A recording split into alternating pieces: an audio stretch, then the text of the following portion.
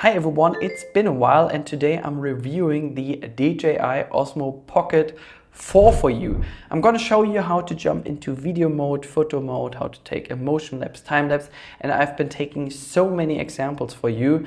So if you think at the end of this video, well Daniel, you helped me a lot, make sure to subscribe, give this video a thumbs up, and if you would like to extra support me, you will find the power bank, the micro SD card, so as the Osmo Pocket 4 as a link in the video description. Now let's get started. So you're probably gonna find the gimbal in a way like this here after you've done the unboxing. And down here is a USB-C port to transfer the files directly to your computer. Here's a thumb controller, here's the display, here's the record button. And on this side, you have a slot for a micro SD card. There is an internal storage that allows you to record a lot of videos and to take a lot of photos. But anyways, I can still recommend to get a separate micro SD card just as a backup. So I'll put that back in place. You can find this micro SD card also in the video description.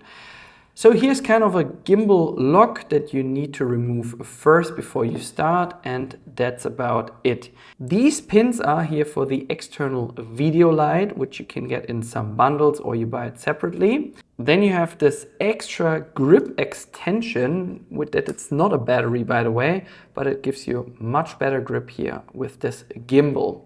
Then you have a little tripod, which is not included in all combos. But if you need it, you can get it separately. By the way, I bought it separate. Then something I can recommend highly to you is to get these ND filters. It's ND 16, 64 and 256. So anytime you record in log or you would like to use a fixed shutter speed, these ones help you a lot. By the way, I've been using the 256 ND filter for most of the shots I was doing in bright daylight. The battery life on this gimbal is quite good, but if you need an extra battery because you need to charge your camera or your smartphone or tablet or this gimbal, you can find this power bank here as a link in the video description, which shows you all the consumptions of your devices once they are attached to USB. By the way, this one here charges your MacBook, Chromebook or tablet at the same time. There are actually a couple ways to turn on the gimbal. So this is the gimbal switched off, and if we flip this screen, the gimbal turns on automatically. If you would like to record in vertical mode for TikTok, YouTube or Instagram, it's gonna show you this kind of screen here. And there's also a different way to turn it on by using the record button. So if I press on this button here for 2 seconds, the gimbal is going to turn on or off by pushing this button here again. This button here I set for zooming, and that's how zooming looks like. If I would like to zoom out, I can push it again. I use this button here to switch between photo and video mode. Now we're in video mode, which is also indicated by this icon here on the lower left side. And now I'm going to switch into photo mode. To take a photo, I simply hit the trigger button. And if I swipe from the bottom to the top, we can switch from a standard photo, which has only 8 megapixels, to super photo, which has 33 megapixels. And if we use 1:1, we have 37 megapixels. Aspect ratio 1:1, 16:9, 33 megapixels or 37 megapixels. Here's a timer. If you would like to place the gimbal somewhere and you would like to be in that frame, you can set a countdown up to 10 seconds. If I would like to go into video mode, that's one way to do it. And as you can see, we're now recording at the moment in 4K 25, which is usually sufficient for everything that you do, which is kind of interview related. There's also 4K 30. I would either use 4K 25 or 4K 30. And if you would like the movie to look more smooth, you can either select 50 or 60 frames per second, which in return takes more space. So as you can see here, we're recording on the SD card for 4 hours and 54 minutes. And if we reduce that to 4K 25, so here's the resolution, and here is the frame rate. We can record to up to 6 hours at the moment. Here on the top right, you can see the remaining battery, which is 71%. I can either switch the gimbal in my direction by using this icon right here. If my gimbal is not centered for whatever reason, I can make a double push here on the thumb controller to center it. And if I would like the gimbal to turn in my direction, I just push this thumb controller 3 times. If I would like to go back to the other side, I push it another 3 times. To record a video, simply push on that record button, and here on the top left you see now that we're recording. There is no pause function, and if you would like to stop the video, just simply push this button here one more time. If you would like to get some extra settings, swipe from the right to the left. If you don't see those settings, simply push on Pro. By the way, if you have connected an external microphone, such as the DJI Mic 3, you have extra settings right here. Here you have the exposure. For manual settings, simply push on this M icon right here in order to set the shutter speed and the ISO if you're recording in log. Here you can set the white balance, a glamour effect, beauty effect, so you can make your skin look much smoother, like skin tone is even possible as well. And here you can set the level of this filter. By the way, I would always record either in 10-bit or in D-Log, which is basically the log profile of a DJI. So you can put on nice LUTs later on in post-production. Here's a film look that is new to the DJI Osmo Pocket 4. And as you can see, you have tons of filters that you can use to record your video. And if you think, well, that filter is too much of a film look, you can reduce the intensity here on the left side. And if you would like to record without any filters, simply use this mode here. If I tap on the icon, actually, I can switch between all the different modes. So next to the photo mode, there was a panoramic mode. As you can see, you have 2 options, recording 180-degree panoramic photo. Let's make a countdown here very quick and show you what's going to happen. So push the trigger button and it takes now multiple photos. It merges them together, and that's how it looks like. If you would like to use a 3x3 format, so the camera takes now 9 photos in a row and merges them together, and as you can see, that's how it looks like at the end.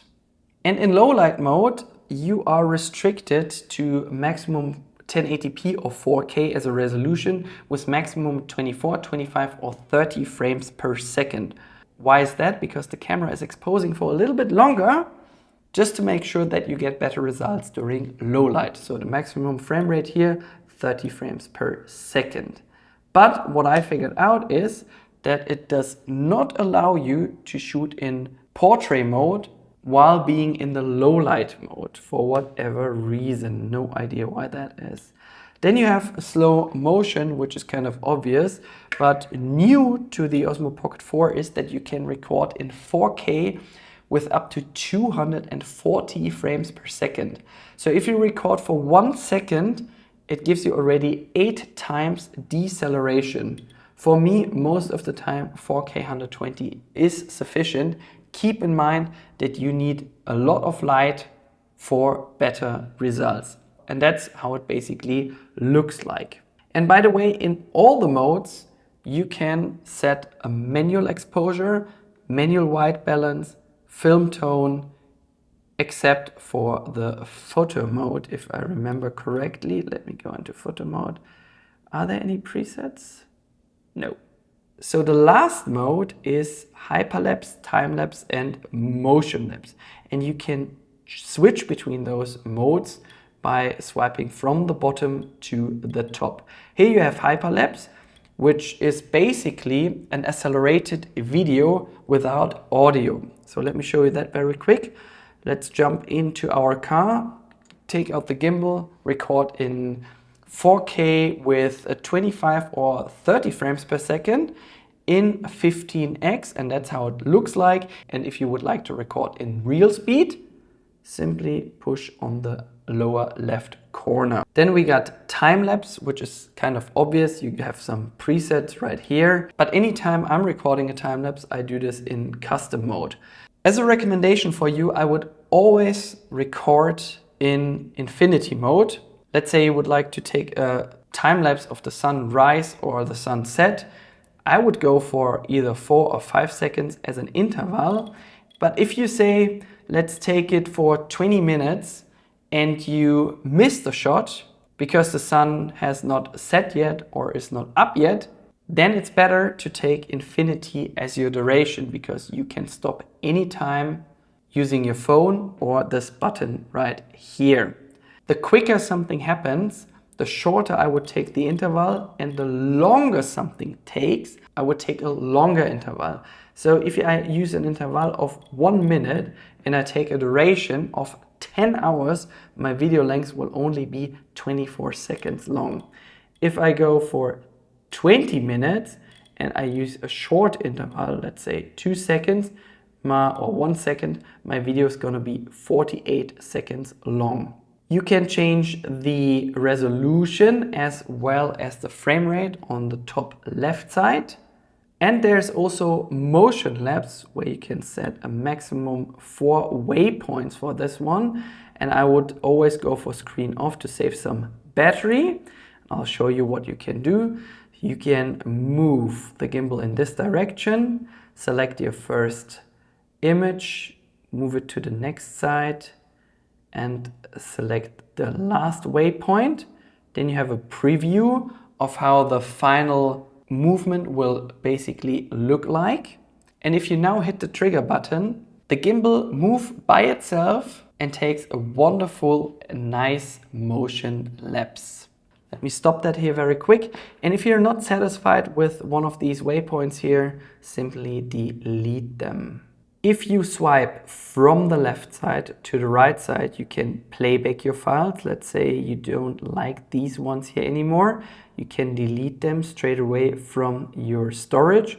Let's say you would like to highlight them. That's possible as well by using this heart icon. I don't need these files anymore. That's why I'm deleting them. That was a panoramic photo that we just took. I don't need any of those. Let's jump back. And let's go into our settings. So if you would like to use one of these settings for more than one time, let's say you're recording always in 4K 25, but for several reasons you would like to switch to 4K 60, but you need to change quickly between those two without using the small screen here and changing the frame rate or the resolution all the time, you can create your custom preset. And you're gonna find this right here once you have saved it. If you have connected an external microphone, such as the DJI Mic Mini or Mic 3, you have all the different settings right here.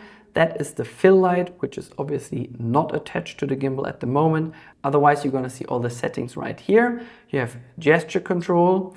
Here are the settings. To be honest, I don't want to bother you with all of them.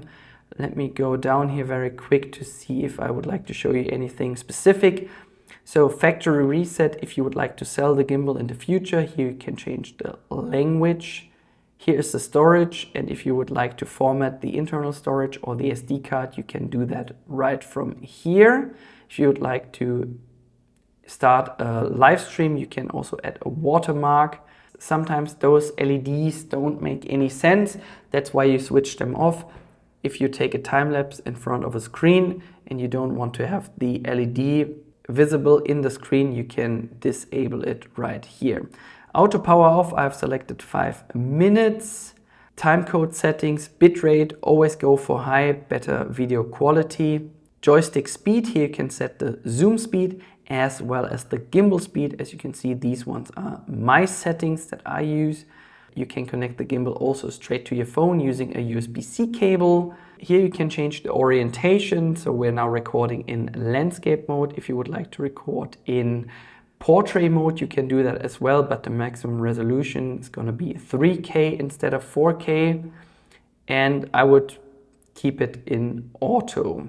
So that means if you turn that screen, you are straight away in 3K 25, and if you rotate, you're going to be in 4K 25 or whatever you set before. Here's the rotational speed, and here you have all the gimbal modes. That is the follow mode, tilt locked, so if you want to go up and down with the gimbal, it's locked FPV, and there's another mode, and if you would like to see what you can do, there's always a small text to it. By the way, this one here is a pretty nice mode if you would like to get some special shots, because this icon here I did not explain in this video, but you have some spin shots, for instance. So you can turn the gimbal by either 90 degrees in this direction or in 90 degrees into the other direction, or even 180 degrees.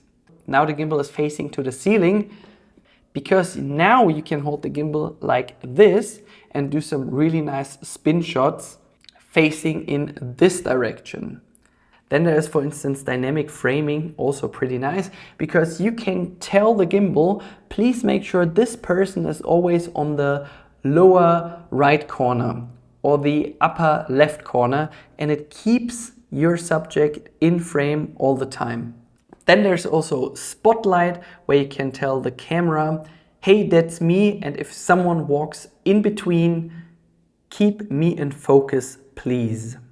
You have this custom button right here, where you can say what should it do by a single press, double press, or even a triple press. And you have like tons of different options right here. Screen, rotate, and capture. I'll show you what it does. So let it switch off. And if you would like to switch it now on, it instantly records a video without pushing this button right here. And you can actually tell what to do. So either take a photo or a video. Let me stop that here very quick. I don't need that now. You can either select last setting, video, low light video, or hyperlapse.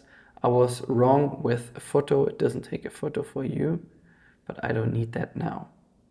Here you can set the brightness of your screen, beep tones, grid.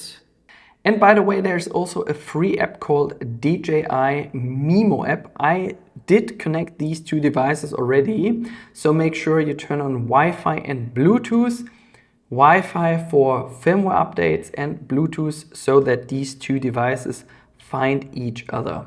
When you do that the first time, you see a 4-digit number right here, which you have to verify on the screen of your Osmo Pocket 4. So these ones are the clips that we took, or that I took. I can mark them, I can download them straight to my phone, or I can delete them. Let's delete them. So this app is set to German at the moment, but I would like to give you a rough idea of how these things work. So you have hyperlapse, time-lapse, slow motion, low light, and video. If I would like to record a video right now, I can do that. You have also a virtual joystick right here, which turns the gimbal in all directions. You can center it. I'll show you that again. Here, center. If you would like to adjust the settings, you can jump right here. You have the manual exposure, or I leave it in auto. Here you can change the resolution and the frames per second. Up here you have some extra settings regarding this mode here. If I jump into the photo mode, here's the aspect ratio, and I'm now taking a super photo. All the settings that you require in this mode can be found up here. So if you ever want to do a remote controlling of your device, you can do that using the free DJI Mimo app. By the way, I have selected now a timer of 2 seconds. I'll show you how it looks like. Let's take 3 seconds. Let's take a photo of myself without touching the gimbal. I just push on the trigger button right here, the virtual one, and the gimbal took a photo of me which can be displayed right here. And here you can see all the photos and videos we took together. Let's delete them. And that was the DJI Mimo app. So everyone, I hope you enjoyed watching this tutorial here on the Daniel Life.